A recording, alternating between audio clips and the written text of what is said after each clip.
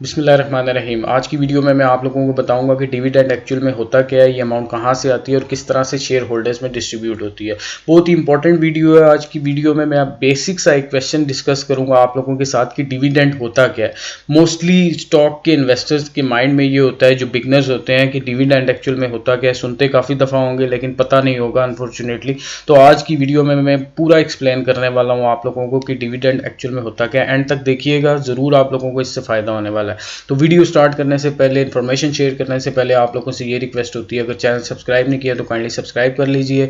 Video अच्छी लगती है तो लाइक कीजिए और कमेंट सेक्शन में मेरे साथ अपने व्यूज़ लाजमी शेयर कीजिए। तो जल्दी से आप लोगों को बेसिक सी उर्दू में डेफिनेशन बताता हूँ कि डिविडेंड होता क्या है। डिविडेंड वो अमाउंट होती है जो कंपनी शेयर करती हैं प्रॉफिट में से अपने शेयर होल्डर्स में। यानी कि अगर कोई कंपनी XYZ है, वो एक प्रॉफिट की अमाउंट कमाती है, वो कमाने के बाद अपने शेयर होल्डर्स में एक पोर्शन शेयर करती है क्वार्टर एंड पे या ईयर एंड पे। ये डिपेंड करती है कंपनीज की पॉलिसी पे। कुछ कंपनीज क्वार्टर एंड पे अपना जो डिविडेंड होता है वो डिस्ट्रीब्यूट करती हैं, कुछ कंपनीज होती हैं जो ईयर एंड पे अपना डिविडेंड डिस्ट्रीब्यूट करती हैं। तो हर कंपनी की अपनी पॉलिसी होती है। कुछ कंपनीज ज़्यादा पोर्शन अपना डिस्ट्रीब्यूट कर रही होती हैं प्रॉफिट का शेयर होल्डर्स में, और कुछ कंपनीज होती हैं जो कम प्रॉफिट डिस्ट्रीब्यूट कर रही होती हैं अपने शेयर होल्डर्स में। उसकी सबसे बड़ी वजह यह है, अगर कोई कंपनी ज़्यादा डिस्ट्रीब्यूट कर रही है और कम पैसे अपने पास रख रही है, कम पोर्शन अपने पास रख रही है प्रॉफिट का, तो इसका मतलब यह है कि उसके शायद उस तरह से प्लान्स फ्यूचर में ना हो कि वो एक्सपैंड ना करना चाहती हो। उसकी फ्यूचर के इस तरह के एक्सपेंशन के प्लान्स ना हो जिसमें उसको कैपिटल चाहिए होगा या पैसा चाहिए होगा। और कुछ कंपनीज होती हैं जो पैसा ज़्यादा अपने पास रख रही होती हैं, रिजर्व ज़्यादा अपना पास रख रही होती हैं और कम पैसा डिस्ट्रीब्यूट कर रही होती हैं शेयर होल्डर्स में।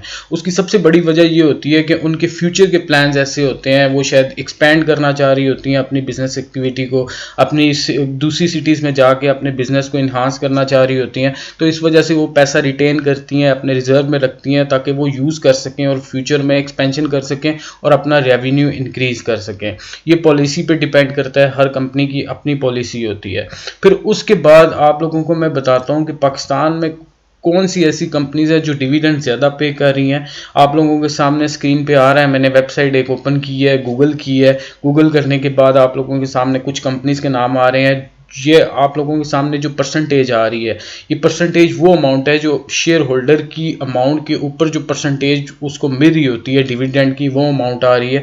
या लेट्स सपोज कि एक 10 रुपये का शेयर आपने लिया है आरएफ हबीब का, तो आप लोगों को 24.39% उस शेयर का की अमाउंट का डिविडेंड मिलेगा।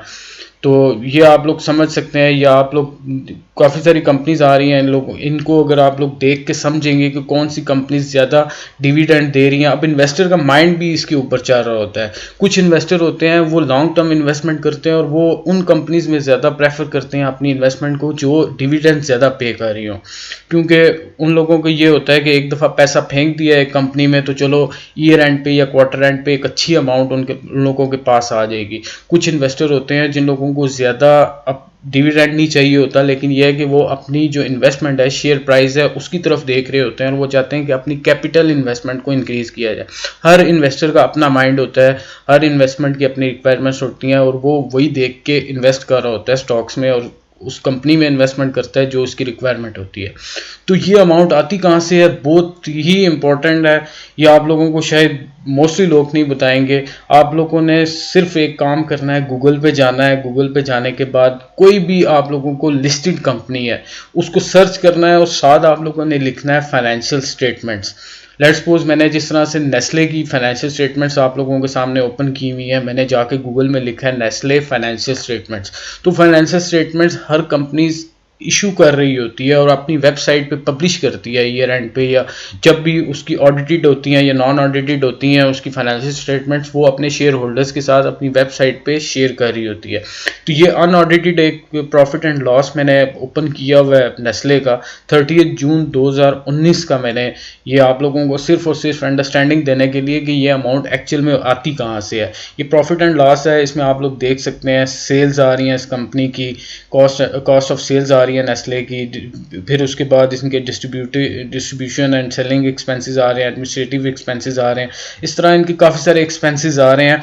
वो नेट ऑफ करने के बाद, अपने रेवेन्यू में से एक्सपेंसेस निकालने के बाद जो इनके पास नेट अमाउंट बच रही है, आप लोग ये देख सकते हैं प्रॉफिट आफ्टर टैक्सेशन, ये 4 मिलियन की अमाउंट आ रही है जो इनके पास पैसा है और ये डिस्ट्रीब्यूट कर सकती हैं अपने शेयर होल्डर्स में। ये अमाउंट है, ये वाली जो अमाउंट है ये कंपनीज डिस्ट्रीब्यूट करती हैं अपने शेयर होल्डर्स में। और इसका पोर्शन हर कंपनी की, मैंने जिस तरह पहले बताया कि हर कंपनी की पॉलिसी होती है।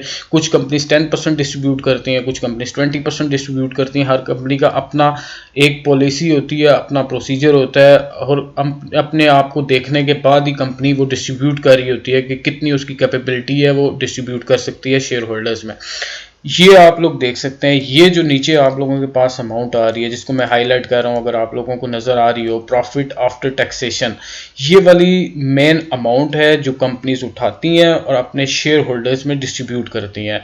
तो बहुत ही इंपॉर्टेंट है आप लोगों के लिए कि आप लोग फाइनेंशियल स्टेटमेंट्स को समझें। फाइनेंशियल स्टेटमेंट्स में क्या होता है, आप लोग उस चीज़ों की तरफ ना जाएं कि टेक्निकल एनालिसिस किया और फ़ौरन से प्रिडिक्ट किया फ्यूचर को कि यार एक हफ्ते बाद शेयर प्राइस कितने होने वाली है तो उसको मैं सेल करके तो दूसरी किसी कंपनी में शेयर परचेज कर लूँगा। मैं आप लोगों को ऑनेस्टली बता रहा हूँ कि अगर आप लोग लॉन्ग टर्म इन्वेस्टमेंट करेंगे स्टॉक एक्सचेंज में तो इंशाल्लाह जो आप लोग किसी इंश्योरेंस कंपनी में या इन्वेस्टमेंट कंपनी में कोई जिस तरह से बैंकिंग की ऑफर होती है, काफ़ी सारे बैंक्स ऑफर कर रहे होते हैं इस चीज़ की कि आप लोग पैसा रखें उस पर प्रॉफिट मिलेगा, उससे ज़्यादा प्रॉफिट आपको इसमें मिल सकता है। तो आप लोग कंप्लीट एक मेरे साथ अगली वीडियोज़ की सीरीज़ में चलें, मैं इंशाल्लाह आप लोगों को कंप्लीट डिटेल बताने वाला हूँ कि आप लोग कैसे फाइनेंशियल स्टेटमेंट्स रीड कर सकते हैं, डिविडेंड किधर से आता है, किस तरह से आप लोग को गेन कर सकते हैं डिविडेंड की अमाउंट। तो बहुत इंपॉर्टेंट है ये चीज़ें आप लोगों के लिए समझना। तो आज की वीडियो इंशाल्लाह मैं यही होप करता हूँ कि आप लोगों को अच्छी लगी होगी। आखिर में आप लोगों से ये रिक्वेस्ट होती है, अगर वीडियो अच्छी लगी है तो ज़रूर कमेंट सेक्शन में बताइए। अगेन एक दफ़ा आप लोगों से रिक्वेस्ट है कि अगर आप लोगों ने चैनल सब्सक्राइब नहीं किया तो काइंडली सब्सक्राइब कीजिए, मुझे सपोर्ट कीजिए। तो मिलते हैं नेक्स्ट वीडियो में और आप लोगों को मज़ीद डिटेल में डिविडेंड से मुतल्लिक अगली वीडियोज़ में दूँगा। तो अभी तक इतना ही, अल्लाह हाफिज़।